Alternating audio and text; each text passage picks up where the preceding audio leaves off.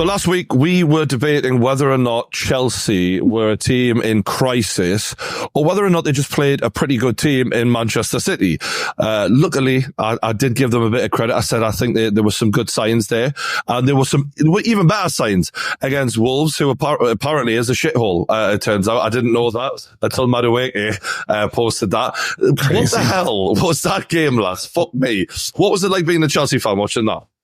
Mate, that was a roller coaster of a first half, right? But the second half, look, at the end of the first half, it was 2-2, and I thought we're going to get a cricket scoreline here. We're going to get a 4-4 like we saw with your club against Arsenal back in the day, Brian. We're going to get one of those games, and it was end to end. Like, for the neutral fan, they must have absolutely loved watching that game. But I've got to give a lot of credit here, because I think anyone that watched the game and not just the highlights, the game itself, will understand that Chelsea were pretty electric. We were emphatic in that second half. However, one thing that, again, I'm looking at the start of this season, and I'm comparing it to the start of last season. And obviously, a lot of these players have now spent time together. The two players that really, really starred for us on the day in Cole Palmer and Noni Madueke have had a season playing together now. So they're settled and they understand each other. And that's always going to benefit us this season, as opposed to last season when these boys were a bunch of strangers together. However, we had a manager who had a higher status than Enzo Maresca last season in Mauricio Pochettino, albeit he's never won anything of any significance, but he'd been to a Champions League final. He had got Spurs top 4 finishes and whatnot. And the worrying trend last season, how often did we sit around the table on the kickoff? We watched Chelsea matches. They were all right in the first half, maybe scored in the first half, but we came out and thought, what on earth have you said to those players at half time? Have you given them muscle relaxers or something? Because we were coming out for the second half every time, mate. Yeah. And it was so refreshing to see us come out for this second half and turn it from what could have been a classic game into a clinic. Like, we absolutely dominated them in that second half. The midfield battle that had been very much a battle in the first half became, I'm not going to say a domination. Wolves had their moments, but it was one that we ended up coming out on top of. And it did show to me that, listen, I'm not going to get ahead of myself, right? I'm not saying that we're going to win the league. If you don't want to say it in the comments, that's up to you, right? I'm not saying it. But what I would say is that showed us there that if we can replicate that second half, at least to 70-80% of the time in games, we're one of the best counter-attacking teams in the Premier League, and we've got so much offensively going forward that I do think that some games we're going to be winning them 4-3 and 5-2s and 6-2s like yesterday, but we're going to be able to blow a lot of teams away. Can I jump in, lads? Because I have to say, watching the way Chelsea was stringing passes together, that put the whole Premier League on notice. That was a moment where, when I'm watching how piss poor Newcastle have been this season, and my God, it's been fucking terrible to watch. Like, honestly, we don't even look like we're in the same league as Chelsea right now when we're watching. Do you know general play, right? And bear in mind, Newcastle, Man United, Chelsea, we're all sort of fighting, last season, we're all fighting for, this, a similar place, right? I look at Man United, who I think, slightly better, but still pretty average. And then you watch Chelsea just click into gear there. That was a moment where I thought, we're fucked. We're fucked. Like, obviously, knee-jerk reaction, maybe, and the season's long. But right now, Chelsea look out of sight compared to us. And the signings they have made, while Newcastle have sat on their fucking hands with a new CEO, new fucking, director of football, and Man United obviously have made signings. You need to bring back my man. You've gone up a level. You've gone up a level. Wait, no, but on a serious note, I watched you guys. It was terrifying, lads. It was terrifying. I watched that game against Man City and I was like, I'd still called you lot to give it large and just take the piss, because why not? You have to kick your enemies when they're down in it. But then, one thing for sure is friends even harder. Fucking hell, who needs anything to friends like you? What a go. One thing I did see in that Man City game, is you lot looked all right. I was thinking, that's not what he said when he called me after on the live stream. That's not what he said. No, because I'm going to be a prick. I'm going to be a total prick. You got to stick the knife in. But I was thinking, you lot actually looked all right. And there was a little part of me that was like, man, you've gone against that's the best team in the Premier League, like it or not. Like, there's no other way to break it down. They're so good, Man City. So then after you're like, well, what are they going to look like against the other sides? And that Jackson, while I don't rate him at all, he always gets into these positions. He always ends up there. And now, so when I saw the scoreline, I was like, well, is Jackson Paul waste chances? But he wasn't even a goal scorer in that one. Madueke just went crazy. When you say about Jackson, sorry to interrupt you, KG, but just quickly, when you say about Jackson getting in the right positions, right? Brian mentioned a minute ago how effortlessly and how good we looked in build-up play. Jackson is really, really important for us in that moment. And it's something that goes under the radar, and it's saying that I'll shout from the rooftops about those little passes with his back to goal where he'll flick something on in transition when we're counter-attacking. He's such an important player for us in doing that. He's got, with his back to goal and the ability to turn on the halfway line and things like that. They're not necessarily traits that you're looking for in your number 9. But let me just tell you, if certain signings come off, such as a Victor Osimhen, and we bring a legit sort of number 9 in, Nicholas Jackson will retain his space in this team. I truly believe that Nicholas Jackson is a wide player, and Josh might agree with this. Oh, really? We've seen him utilised there, you know.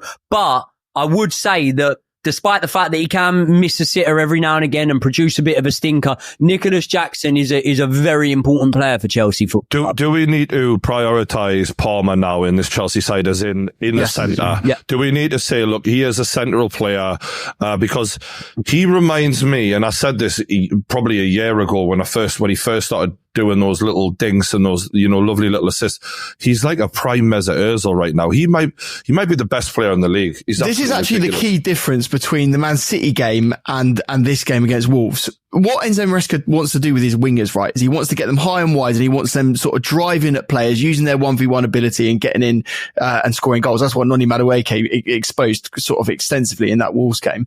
Whereas what we did in the Man City game, we were so worried about getting torn apart because what happened in pre-season, let's be honest, we just got absolutely battered by Man City. He played in Nkunku and Cole Palmer on the wings, and basically both of those guys really are better from central positions. I think most Chelsea fans would agree, and they did slow the game down really in terms of what you saw. Whereas when you had sort of out and out pace on the wings, we always had the out ball. You always had an option on one of the other sides. And Cole Palmer, I've said this over and over again, I do think Cole Palmer is best as a number 10. We saw it quite a lot last season where he was actually up there pressing people, let alone all of his sort of passing and assist ability. But the actual way he closes down ball, you know, the ball from the central positions it's just brilliant. So the difficulty is now, and I think a lot of fancy football managers are struggling with this, is that like who's actually going to play? Because a lot of people were fancying Nkunku to be out and out playing week in, week out for Chelsea. I'm looking at that team sheet now and trying to fit him in. It's not going to be easy. And let's be real. Nkunku came with a good reputation. But he's not done anything since he turned up at Chelsea of any worth yet. Like, obviously he's had nice moments, but it's not like he's been unplayable and that you can't leave it. Like, I think he should have to work his way back into this. He's never started more than 4 matches on the bounce. Exactly. He's had injuries. He's had a lot of injuries. and not that it's his fault, Joey. It's just the way it fucking is, right? When Madueke bangs a hat-trick in, bear in mind, apparently Marcus Rashford's played 274 games and never scored a fucking hat-trick. We're past the Man United Marcus Rashford conversation, mate. Just wanted to let you know. Do you know what? I heard this about because there's been because every time a new manager comes, people always compare them to, you know, Ten Hag still hasn't got a style and now this guy's got his style in. Apparently, have Man United ever scored 5 goals under Ten Hag? Has that ever happened in a game, let alone 6? I don't know. I think we scored 4. I think there might be a 5. I think it's 4 is our maximum. And now, a word from our sponsors. You wouldn't take a shower in a bathroom without a door on it, would you? Well, that's the same reason you shouldn't be using the internet without a VPN. Because we all need a bit of privacy, don't we? And with the sponsor of this video, Private Internet Access, that's exactly what you're going to get. Now, a virtual private network is an app that hides your IP address and safeguards routes your internet connection through an encrypted tunnel. This way, it shields your digital life from the eyes of those who are looking to exploit your private information. And private internet access is available on all platforms, so make sure you're protected now. And there's lots of other benefits of PIA. For example, if you're a Netflix fan or Disney Plus, you can change which country's version of that app you're watching in. So if you know that there's something out in America that we haven't got yet, boom, you can watch it on Netflix just like I do all the time. There's not many more satisfying feelings than finishing a series that your mates haven't even got access to yet. And if you're sick of paying the high prices to watch sport in the UK, you can watch sport from around the world and avoid all of that. And there's many reasons why PIA is trustworthy. For a start, they've got 30 million downloads and they never record your data. There's a 30-day money-back guarantee, so giving them a go is risk-free. They've got 24/7 customer service to make sure you're protected at all times. And they have an excellent rating on Trustpilot with over 8,500 reviews. So click the link in the description below and get the content that you've always wanted. You'll get an 83% discount and charge just $2.03 a month. And not to mention, you'll get 4 months extra for free. So why not try private internet access now? And shout out to PIA for sponsoring this video, but for now, enjoy the video. We can't underestimate what a statement win this was for Chelsea. Banging 6.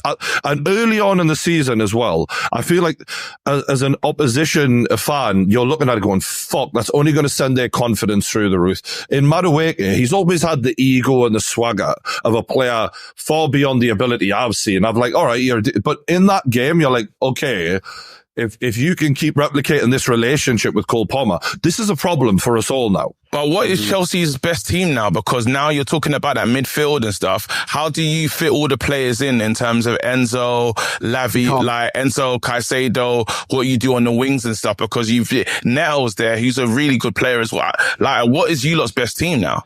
Well, ultimately, we can't fit everyone in unless we play old Todd Bowley's preferred formation, which was a 4-4-3. I quite like the sound. I like that one as well. I like that a lot. But I think that, listen, Chelsea, no matter what, like whether or not we're on about the post-Abramovich era, we've always fared very well in cup competitions. We've always gone deep in cup competitions. Can anyone remind me of when we've gone out early of a cup competition, domestic cup or whatnot? Because it doesn't really happen, right? So I think that with the Club World Cup that we're in as well this season, we could play up to, Josh, how many games? 80 games? I think it's 70, 80. 70 odd games. So there's going to be multiple opportunities for a lot of these boys. And one thing that we now know, and again, like, let's hold our breath. Because ultimately the feeling and the narrative that is set around the club obviously depends on results. And there's a lot of YouTubers that have gone hungry this morning because their content depends on Chelsea losing games. I'm not one of them. I'm all right. But what I would say, right, is it depends on the results. But we've got a manager now who is showing a ruthless streak. And whether or not you want to look into it and say, oh, no, it's not his decision, it's the board's decisions. Okay, maybe it is. But at least he's confident enough he's owning to stand there, say it on my chest and say, okay. No, this is his. No way is he's not pretending. He's owning this motherfucker is so real. It's and you know what? I miss entertaining managers, right? I'm so fucking bored. And the way this guy is just slapping his dick on the table with no fucks given. He doesn't give a shit. Like the way he has treated Raheem Sterling in a way that I don't even know is cool, right? But motherfucker, it's entertaining, man. It bullies him. The way he's just went, I don't give a fuck about this guy. You're not getting a number, bro. Yeah, so take a seat. Mad. You're out the fucking, and on the one hand, Alan Shearer made an interesting point of like, if you're a big time footballer and back in the day, Chelsea was one of the moves to go for. You're now going to look at that and go, mate, this man could turn around in a year and just say, bro, I don't give a fuck about you anymore. Find a new club. And if you can't find a new club, then there's the door. That your career is fucked at that moment. What happened to Raheem Sterling right now is his representatives have got to just do whatever and how on earth are they going to get him a move when the guy's on way too much wages and the money for him when he's 29 and basically got the body of a 35-year-old, he's not worth it like anything. So I don't know what the hell's going to happen there. What do you reckon? What'll end up happening is we'll get a transfer fee from him from somewhere, and that might sound naive, and like it's very, very popular for YouTubers to go, oh, they'll just sit out their contracts. How are they going to get rid of them? Okay, can you name me one? Can you name me a Chelsea player that we haven't managed to move on? Because I can't think of any off the top of my head. I mean, Kepa. Some have Kepa would gone be the out only on one. loans. Some have gone out on loans, and you might. Is this an exception to the rule, though? Is this like This one's a just bit purely tough. because the size of the contract is so absurd? I just don't know. He's already said he's going to take a pay cut. To be honest with you, he'll have to, because and otherwise he won't get will the move. involve us paying out a little bit of They're money. going to have to pay out. You're going to have to pay out. Yeah, we might have to pay out. Raheem Sterling has still, over the course of his contract, I think got about 40 million quid to earn over the course of that contract. Now, someone comes in for a transfer fee, he might take a bit of a pay cut, and we might take a bit of a hit, and we might pay out a bit of a contract. But ultimately, I'm not really that bothered, Like, I don't think anyone's going to massively miss Raheem Sterling at Stamford Bridge in terms of his contribution and what he's given to the club. Now, when you look at the likes of Neto bursting up the wing, João Felix, these boys want to run in behind. They don't want it to beat with their back to goal. They want to break on teams quickly. And you saw just how well we could do that yesterday. Now, one key thing to note here is Chelsea's problem last season was that low block, and Wolves came out ambitious yesterday. They came out swinging, and I think that teams will take note of that moving forward. Teams will look moving forward and go, well, that ain't the way you play, Chelsea, because you'll be cut fresh. open. So teams might now come a lot more defensive against us. But what I can say is we've now got to wait until the end of October. For me, that feels quite far away, We've got to wait until the end of October until we come up against a team in Liverpool, who I'm not saying that, we got no chance against, but we might not be considered favourites or expected at least to go and beat. We've now got to play in the league Crystal Palace, Bournemouth, West Ham, Brighton and Nottingham Forest, all before we play Liverpool. Mate, you could smash all of them, by the way. I've been watching all of them. I think so. West Ham will be West Ham's an interesting game. West Ham's an interesting game for you lot. It's that derby, so those are never simple games. It's a derby that we won 6-0 last season. All right, it's a new West Ham now, though. The one thing I want to bring up that I did see that as much as things are looking really rosy for Chelsea on the pitch, that the total years remaining on the contracts, I'm sure you have seen this. So basically, on Sky Sports, they did like a carousel, and you just swipe, and you see like Everton, for example, have 47 years worth of contracts currently at their club. You go up to Manchester City, who have about 71. Newcastle have 69. Chelsea have 191 years remaining of players on contract. So there is no logical way for me to see how that doesn't, in one way or another, at some stage or another, hinder Chelsea in some ways. Do you know what? So as long as it's going right now, it doesn't really I can matter. help you. I can tell you why it hinders you guys, because guess what? When you do have a player and it's not going well and they just go off a cliff, or it just like how some of you lot feel about Enzo, for instance, that's that player. He's here, he's stuck, and you know what? No one else to get rid of him. You have to pay that player off. That money that if he's on a 7-8 year deal, well, who's going to take that? The contract's so long that it's unattractive to other clubs to come in for it. That's the only reason.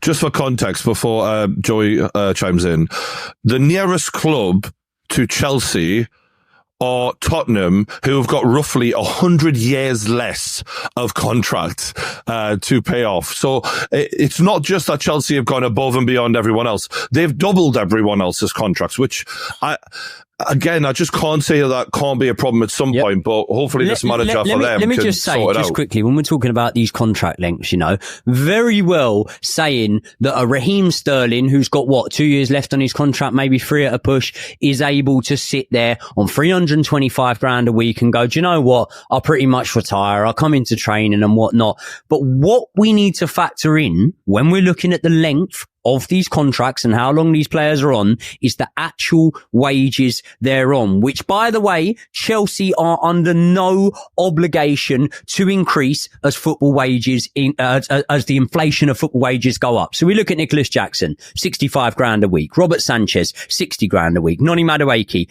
50 grand a week. Malo Gusto, 45 grand a week. Romeo Lavia, 45 grand a week. Do you see where I'm going with this? Although you can look at the higher end and say, okay, no, you've got a couple of players like Raheem Sterling, like Reece James, etc., who are on these longer contracts and are on big money. The bulk of that list that you've just read is made up of two things. One, it's made up of players that aren't actually in today's standard of Premier League wages, even on, considerable, massive wages. And also it's made up of the 42 players. These 42 players that play for Chelsea club, like David Washington, he's one of the 42. Did he play for Chelsea last season, or did he play for the under-23s? Like Tyreek George. Oh, he played half a game in pre-season. Has he ever made a senior appearance for Chelsea? Oh, wait, hold on. Wait, you're doing something wrong there, because I'm looking at, hold on. No, I don't think he had. I'm getting, because I had to do some. Just want to make out our first team players. They're not first team players. No other team has them included. Arsenal have players that aren't included in their first team squad that have literally scored goals for the first team, but they're still considered academy players. The media fucking hate us, and they can. Here we go. But we have to just, because it's important to do this. You still got, Raheem Sterling, until something happens, 325 grand a week. Reece James, 250. Wesley Fofana, 200. Ben Chilwell, 200. Christopher Nkunku, that you said you don't even know if he can get into the team, on 195. Enzo Fernandez, who you lot are not sure if he gets into the team anymore, on 180. 175, Kepa 150, Caicedo 150, Cole Palmer 130, Tosin just stepped in, don't even start, he's on 120, Malang Sarr, well, what's going on there? 120. These guys, what's that, Gui or whatever? 100. He's gone. Malang Sarr's left the club. You just fucked. I'm just saying. I'm reading. So you just listen. No, but I'm reading the whole. I'm just getting down the list. All I did was go down the list and say, guys, even though you're saying the 50-50s and stuff, there's still some big earners in there. That's the main point. And the Tossins in there. Do you know what I have to do in life? To predict the future, you must look into the past. Everyone thought that we would not be able to shift Koulibaly, who was on 200 and something grand per week at 32 and would be happy to sit on the bench. We got rid of him. The same people thought with Mendy, who was on high wages, and we wouldn't be able to get rid of him. I hate you. Kai Havertz, we got rid of him. Mason Mount, at your expense, we got rid of him. Yes. We have shown the ability to do it. But remember, this is a new... These Def Jam contracts here is a new thing that you guys are doing. This is the Suge Knight contract, bro. And some of them are on some real ones. Fofana's got 5 years left. Enzo's got 8 years left. Nkunku's got 5 years left as well. Well, Cole Palmer, brilliant players. 7 years left. Well, some of these, again, when you, I had a good conversation with Brian before about the UFC, and he told me, do you know what's happened? It's got too cushy. Guaranteed money. They don't give a shit anymore. Now, what's happened to Chelsea is you've just said you lot's careers are sorted no matter what. KG, you made a great point. The level of who's gonna work hard when they're just chilling. Everyone's money's guaranteed. Guaranteed money. I'm so glad you made that point. Yes. Because the thing that you don't know is that they've said to every single one of these players, if you get into the Champions League, if you get into any form of Europe for that matter, your wages go up, you're incentivized, you get goal bonuses, appearance bonuses. All of these contracts, every single one of them is incentivized. Thank you so much for making that point. They will earn considerably more money in the Champions League. And also, KG, before you come back, he's just doubled his wage. He's just doubled his wage. Thanks to you, because he's been fucking brilliant. Come back to you. You're telling me about players getting paid high, yeah? We give players the best contracts ever. And what happens? We pay everyone the most. And we ain't winning shit. So just because you're doing people saying, hey, here's these money incentives, we still lose, bro. Them guys there, we got, it means nothing. KG, I agree. You've got the worst wage bill in the Premier League. I 100% agree with that. We ain't winning nothing. This is so funny. This is the funniest shit I've ever fucking... I swear down, this is a belter. Fuck me, son. What a state we're in here. What I would say, right, Can I ask Josh about something just to end the clip? Your boy, you've always supported him, and I do give you credit, right? Mudryk. You've given your backing to Mudryk. The manager publicly very honest about Mudryk. What's your opinion of that situation right now? I think I sent you a text message, shouldn't I? I mean, I'll say it for myself rather than you having to recite it, but I do think he's finished. I used the words. I think the exact words you use were, he's fucked. Yeah. Finally. Absolutely. Look, let me give some context on this. Like, I think Mykhailo Mudryk has got some talent and I like him and I think he is trying very hard, but there's only so much you can try if you aren't actually that good. When you see players like medals, mate.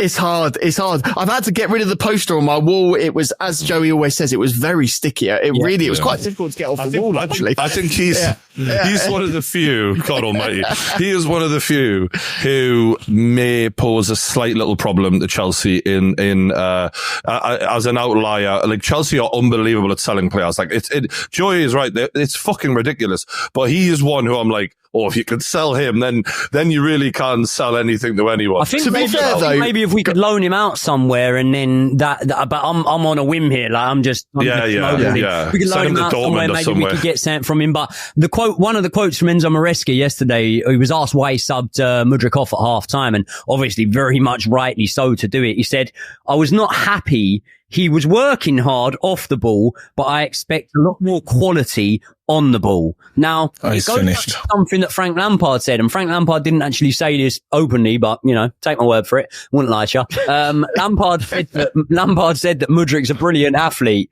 but he doesn't know anything about football. He hasn't got a brain, you know what I mean? And I'm paraphrasing there, but at the end of the nicest thing to say.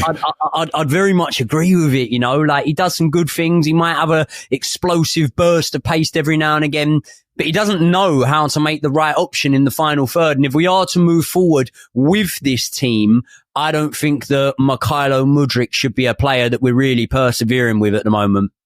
I think he will be a squad player, though. I don't think he'll go out on loan. I think he'll be a squad player this year.